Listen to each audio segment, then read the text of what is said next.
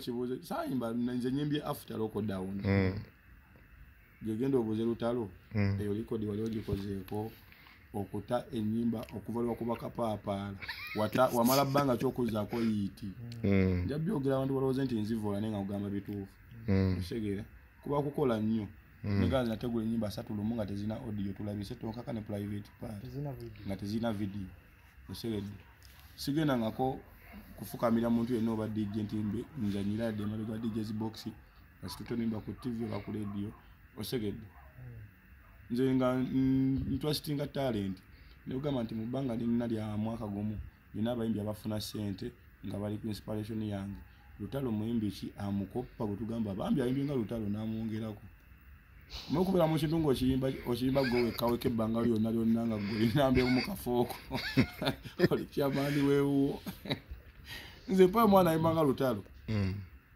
ngambe nti awo yali successful yajja nani negative olaga generation tujirese kwa jiri Lutalo se generation ali mu generation yate yaba radio kati nze bali abayimbi abate bali mu generation yange wayode kwa Lutalo ye lead of generation ba radio bamubika wao timu ye yabayimbi alina mu muyimbi China hit kota dina ye kaina kuru siwe kiri kati bino Lutalo bambi yabiveemu adeyo muyimba atagena kusobola balaga bino bireke kali Lutalo mbasa akuyingira nnyo Lutalo nalina ka statement ke yakola kati abantu balabanga akatono ne kanene kali mwezalawo linene ata bali ntobaleete eno bino birala nnyo Lutalo abadde ngeri weruweru gaze ndi sita Lutalo ageza okujja sita embaddemu Lutalo akubye kapapala alina babiri nga musanvu abiri mwana nze mbadde mu P7 biri musanvu kagwako tuyingira biri munana kituufu ndi mu kirasi yange nali mu kirasi mbesi mulabyewo nga mwesibyemu nti tuli wamu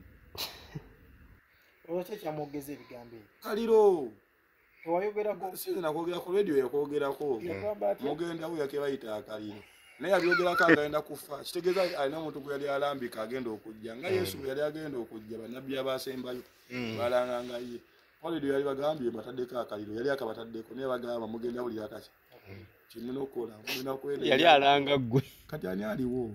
Nze simanyi oba yalinzi naye nakaliro ke. Naye keja okukatiriza. Ne mu disappointing.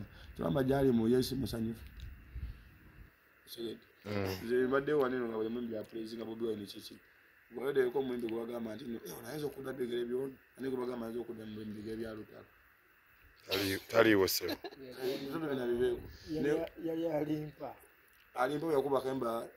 Dusukulose. Afuna akikainga akaimba ka David Talo. Akatonda ako chichi. Abana agwabo gwe kabengi. Akaimba kalimpa akainga ka Lutalo kama kaimba spice. Banange mwana gwo gwe kabengi. Abafuna bakaita abafuna. Tokanga atefi. Abaimba ngafe. Tubasako nyone support mwana bayite. Kwegamba ye wankokola. No, yenjawule waliwo enjawulo ya generation eno mpya. Bali bali muyawo. Segera. Tugambe nti bana abayimbi bosanzeewo. Beshe bajiwulidde kuva gyoli. Bajiwulidde kati nje kugamba ku kano. Nze siyogera nko kumwimi katanjogedde. Kone nange mbamba nyenso biza. Segera.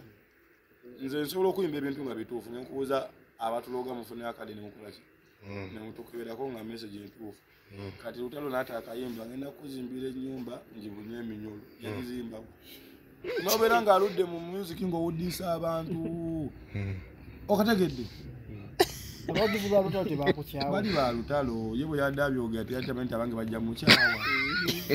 Gwagambye bakuzala nabo wagizi byokola lero kuwa wagizi bulaza. Osegera n'abantu okuwa twasiti katenze blood nze ndi solid nnyo. Singo David Talo wa mu. Kati bwe twesanga mbunda ne asobola okwebuzaabuza. Toyinza kwebuzaabuza. Nze mbuzi za ggwe. Wakabiwa mu David Lutalo. Na very twesanga bwe tuti. Ani asooka okwebuzaabuza. Gwa asooka okwebuzaabuza. Kale tujja kwesanga ne David Lutalo. Oli musajja yategeka Africana. Abino birala imbidde banga ki. Omusajja Lutalo yennyini akulumba yalabisiza palaso ate nga palaso akusiima. Kati gambi bino birala nnyo nagamba David Lutalo ayimba nnyimba z'abakyala. Anakubera iluma na babeti mpologoma. Bino bive abivireko ddala ndi ku side ya palaso. Segedde. ndi kusadiyani ya king of the east palaso wimbo takayimba nti oli kabisika ndagala yamukamula obwo music obubeerawo nga bulimba bulimbi bantu yankutudde yamukutulawa so tuyimba kituufu sitya ddenja bw'ogireeta n'omanya omusajja tagitya okategedde ayina kwerumaaluma afune awo kasasaasi mu gurupu ye ayinamu abayimbi nga Mukaabya Kulamani Mukaabya ali mu the hairs ne Kazibe kapo emundu yadza kumugombolola ne Mukaabya sinenya kati ate Lutalo nenya kati ate abamukkiriza bobanga ate ani omwana ono wire Mukaabya Kazibe kapo ne perfect nga perfect yani ewandika coccidiosis tomalira budde babanga naye bali wansi wa Lutalo balagaye kingi waabwe katubasabire ate Kulamani omumanyi musajja wa message naye mwali tali wange nnyo osegede naye ali mwa Lutalo gundi akola nsobye kubi wa Lutalo kiwe gundi wire Mukaabya tadda bwe mutoba n'ensonga yi nenze kati nze Lutalo muyisaamu amaaso kuba naye agampisaamu osegedde ate njogera nkonga mwogerako totya bakulu bo mukulu kuki be yakusooka mu industry sina kyemulabiddeko nagamba ate nagamba eno industry entertainment bwera ng'omuntu ng'omusobola gamba nti musobola then bateekewo ekibaawula osegedde Arsenal ya Buddu ya Dembo Veri negamba nkuba Arsenal n'abagizi ba Buddu ne bakkiriza bana basa mu kisaawe Buddu ezanye neki Arsenal Buddu bwekuba Arsenal inasi nate tugambayo tetugamba nti nosaba bato ne Lutalo ankugambye nkwa example kwa abantu abamu just capacity zaabwe ziri wansi nze osokumbuza ekibuzo ne ku example munana omugezi n'akitegeera atategeera batojja kukitegeera kibawe kubuza okategedde nzisiddamu answer ku examples eziri related Lutalo wa Veri nga yagala kolabo kuki mukolo luyimba ki muddemu yankutudde remix Chicho agalo yisa umwayo Lutalo tumuleke bannaye kwa bagenda busa nasala balabe empono nakoze eki nengera sofa bato ya Lutalo ne Palaso kusaidi ya Palaso team Palaso tuli balaga naawe temuwomereza kuwagira Palaso anede ekyo kituufu naawe janzi tedibuka na nzige okitegeera akyo laffe tulina amaviiri era omukulu oyo omulaba wa Kalevu ne Palaso kabaka na muyimbiddemu amuyisa amuyimbiremu okola amusiimye kabaka kandi kabaka baba yasiimira kyeki asimye Palaso amuyimbiremu era kabaka wa kuyita kigwa kitya ati bampisi gati wabatampisa atula netwali kayimba kiko oyinza okuyimba ng'osisinkanye kabaka naye mwenyini bwana mpita deni kati gwe mujja okubuuza maisha ali ayimbe kayimba kyala kunyumira kwanze simanyi kwata nampita era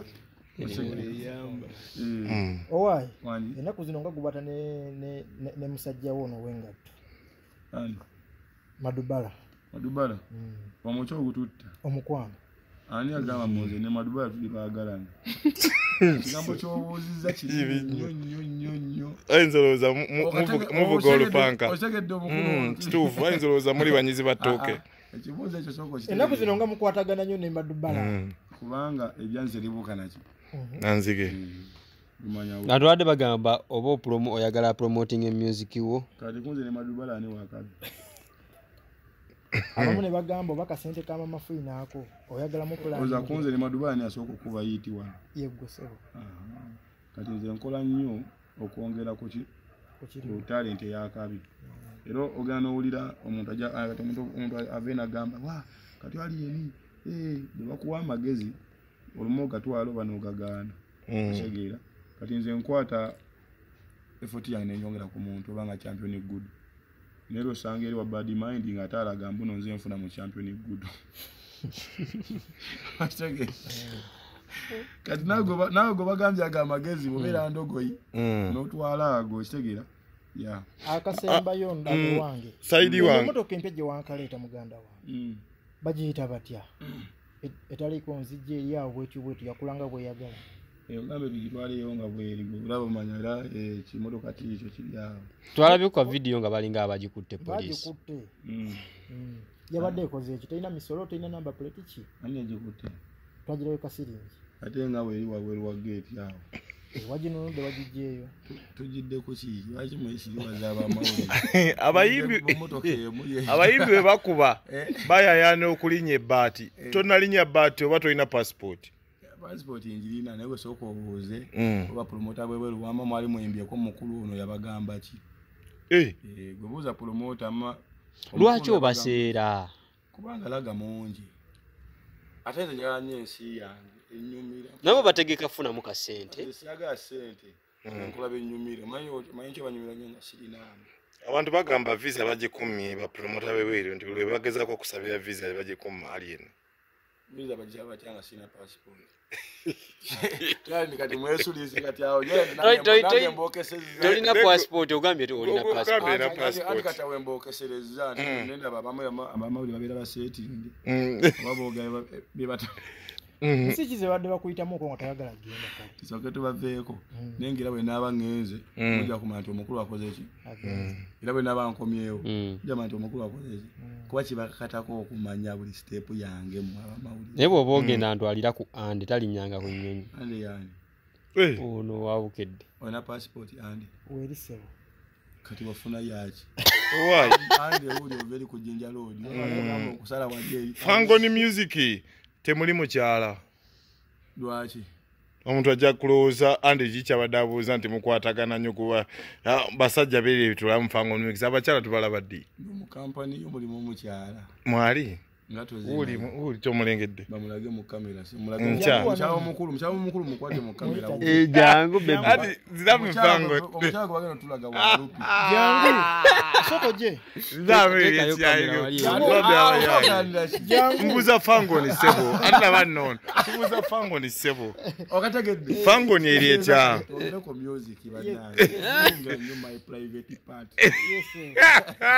bayimbi ki boyina mu Fangoni Forest bangi kyenza okugamba bangi era jalabanga ziposta nga zingo Fangoni Forest present bangi ekola ddi official unveiling Fangoni Forest official unveiling kyeki okwandiringa abayimbi boolina okusosootola abayimbi boolina press conference babategeere atenga babategeera kuki balinde endongo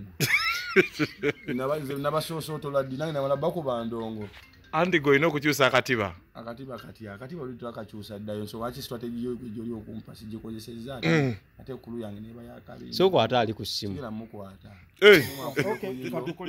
yeyanziza wajiwamma nze okoye onoonyeza emirimu giganye emirimu gikubuze yes njagala okujjukiza oba barista coffee school and cafe yes bayigiriza n'okusomesa okukola ebika bya kawa ebyenjawulo omuli cappuccino mocha ice coffee smoothies milkshakes cocktail n'ebika ebirala bingi bagaba certificate n'okufunira emirimu wabweru w'eggwanga mu nsi ez'enjawulo omuli Qatar, Dubai, Abu Dhabi n'ensi ez'etoolodde Europe endala so basange e Nalukolongo opposite ne Hash petrol station oba obakubiri ku namba z'essimu noti 5 7 oba ku WhatsApp noti 7 ye namba ya WhatsApp okumanya ebisingawo.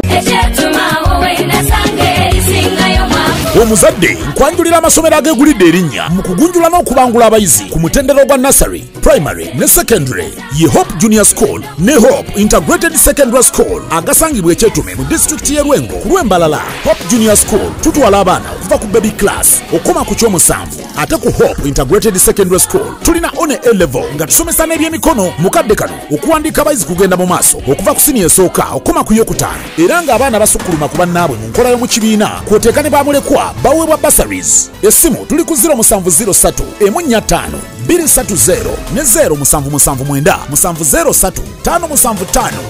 Abakisoboka Furniture Center beba kabaka mu kutunda n'okukola sofa sets ez'enjawulo omuli ebikanga German beds, tiles, bakola wardrobes, sideboards, office ne school decors, kosa dining tables. Gwali okumpi newala tukola deliveries n'ogaba discounts ku buli kyogula kosa n'okusomesa abayizi. Tusange ku Entebbe Road ezana mu kiko oba tukubireko ku note 7 note 4 37 0379 oba ku WhatsApp yaffe note 782 318 88 kisoboka Furniture